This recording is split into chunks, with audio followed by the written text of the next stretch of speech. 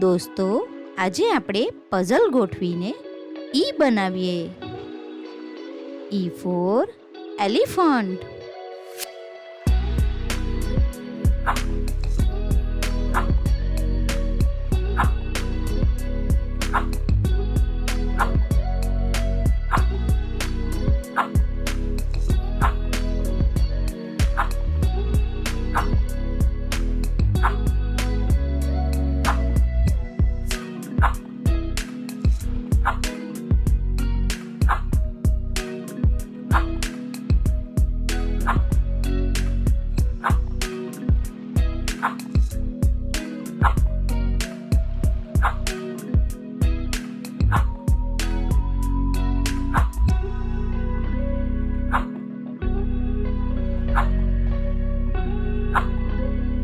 E for elephant.